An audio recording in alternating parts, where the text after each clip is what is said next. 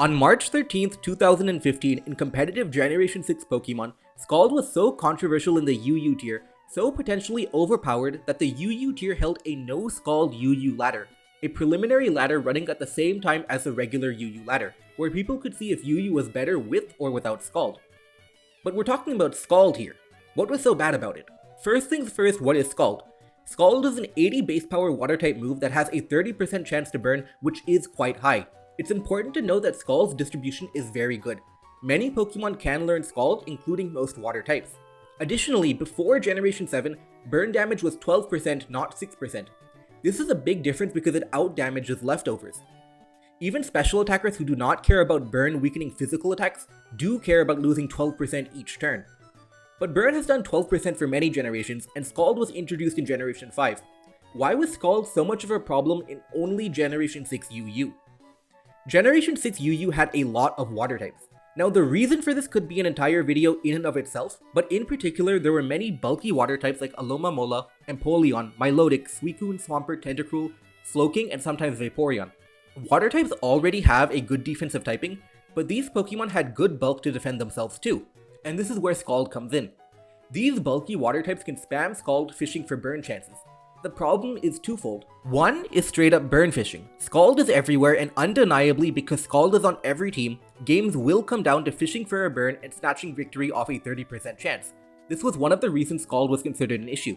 What separated Scald from something like Lava Plume was the fact that Scald was everywhere and games coming down to Scald burns would happen all the time. This wouldn't happen for Lava Plume because that's much more uncommon. Second is the issue of switching in. There is very little reason not to just click Scald every turn. You're guaranteed good damage and a chance to burn. Physical attackers like Swords Dance Feraligatr, Mega Abomasnow, and Haxorus cannot risk switching into these bulky waters. Special attackers don't like it either. Hydreigon and Mega Sceptile were two prominent special attackers, but they would get seriously annoyed by burn. Hydreigon without recovery barely breaks through bulky waters anyway, so they need to run some sort of Life Orb plus Roost set for power. If Hydreigon gets burned, that means with Life Orb, it's taking 22% every time it attacks, which is unsustainable. Similarly, a burned Mega Sceptile has to deal with the nagging 12% damage every turn. What would happen is that most people would not risk switching in their powerful attackers into potential Scald burns, because it just wasn't optimal to do so. What was optimal instead was using your own bulky water as a switch into your opponent's bulky water.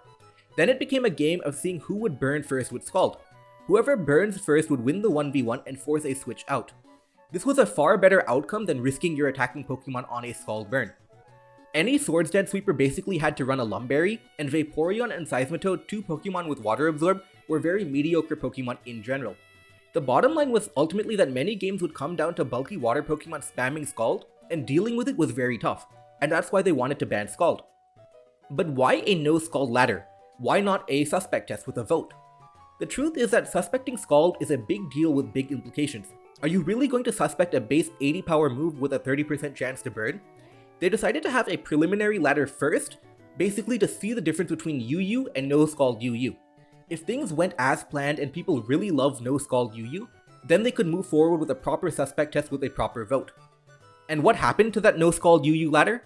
Well, eventually its popularity died. Some people reported liking the no Scald UU ladder better, but with two ladders running side by side, people are just going to play the main one, that's just how it is.